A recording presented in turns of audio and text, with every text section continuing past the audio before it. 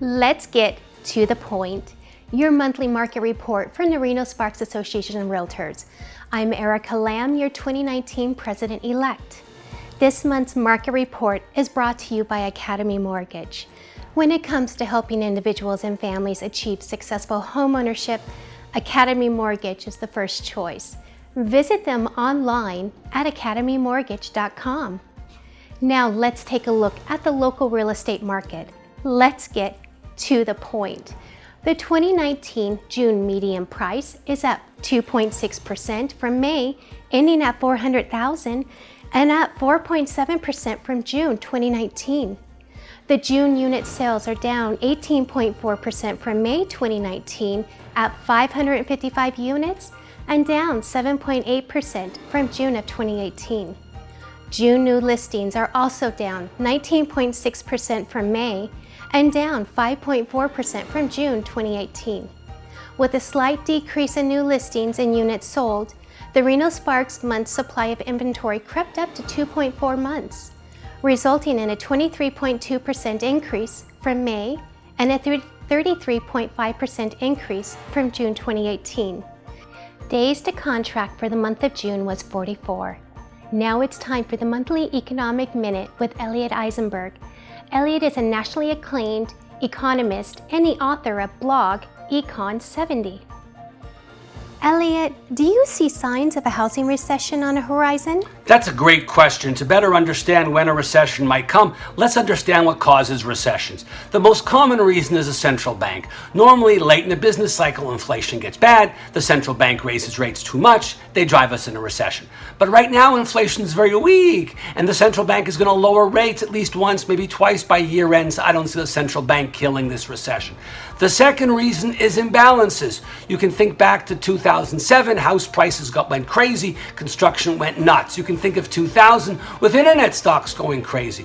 Right now, I see corporate debt being a bit of a problem of an imbalance, but not enough to cause a recession, that's for sure. So no problems really there. That leaves the third thing, shocks. You can think back to the Kuwait or Iraq War of 1990, or OPEC quadrupling oil prices in 73.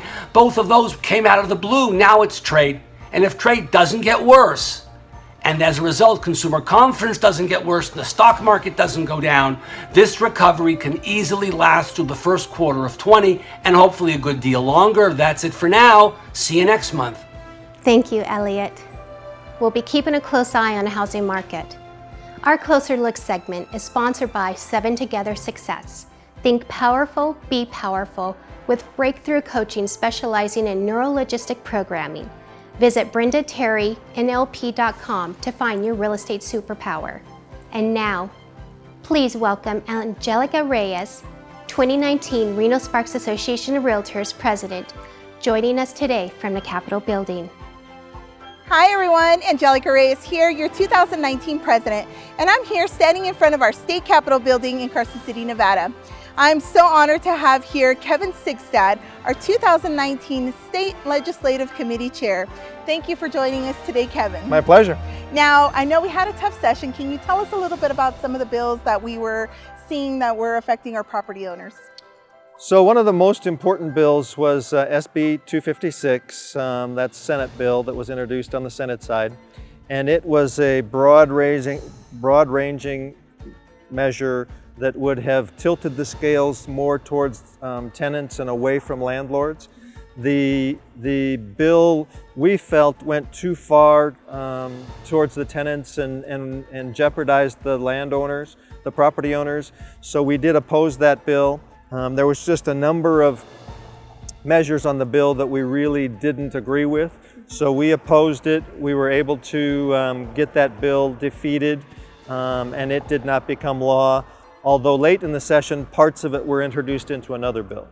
Oh, wow. So it's great that everybody had the support of this bill, defeat of this bill, SB 256. And we did a call to action. The members turned out both for the committees and for the full legislature, and they were a big assistance in us being able to kill this bill. That's great. Thank you to all the members that participated in that. Now, what are some of our successes that you'd like to share that came out of the session? The Realtors sponsored a bill that was SB 230, and it was a bill that addressed the issue that we had with nicknames, where the division no longer allowed us to use our nicknames on our advertising. So we worked with the division to come up with a bill that would allow nicknames. We worked to strengthen pre-licensing education, so now somebody that wants to get their real estate license has to take 120 hours rather than just 90. That includes classes on contracts as well as agency. We also worked to enhance the professionalism from the realtor standpoint, and so the continuing education now will be at least 36 hours rather than the existing 24 hours.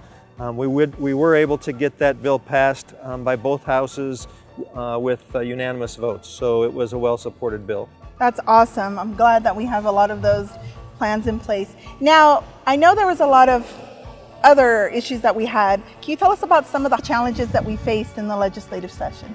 There was a number of bills that were introduced. They seem to be coming out pretty fast and furious. One bill, for example, would have funded affordable housing down in Las Vegas through an increase in transfer tax and an increase in sewer fees. So both would have hit real estate. We had said early on that we don't support anything that uses transfer tax for funding. So we opposed that bill. We were able to eliminate the funding from the transfer tax and from the sewer fees, and the bill was approved, pushing back on Las Vegas to find other mechanisms to fund their affordability issues. We worked with what's called the CIC, or the homeowners associations, and the management companies over the course of the last 2 years between this session, the last session and this session, on a bill that would extend the life of a resale package from the homeowners associations. It clarified that they had to provide those resale packages to us within 5 calendar days of the date that they're requested. So there was a question before, was it calendar days, was it business days? This bill identified that it was calendar days. It put a cap on what could be charged for transfer fees. It put a cap on what can be charged for a resale package and what can be charged for the demand fee. So all in all, it was a very good bill. We were very proud to work with the associations on that, and that too was passed. So a good success for us. Wonderful. Now, what are some of the things that we should be watching for moving forward? So there was a lot of bills that were passed this year. There was a lot of spending. We're afraid that 2 years from now, there's going to be a lot of programs in place that aren't going to have enough funding. So we know they're going to be out looking at us again for revenue. So we're their favorite target. So we could be looking at, again, transfer tax increases to help fund government. They tried to get sales tax on service passed a couple years ago. It was defeated, but we know that that's the favorite tax for some of the legislators and for some of the groups that support them. So we're always on the lookout for sales tax on service. Now, for our members, what's a great way for us to participate when we do need help in assisting with some of these legislative issues? So there's multiple ways to help. One of the largest ways is to be involved with the PAC.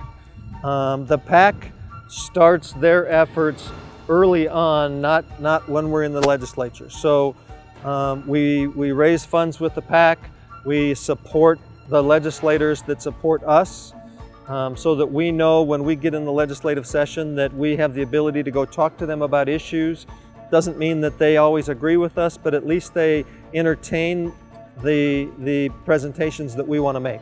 So being involved with the PAC, even if it's just at a $20 level or a $50 level, is a great way to be involved. Get involved in your legislative committees. They meet year-round. They're involved with what's being passed and what's being proposed. Great way to be involved.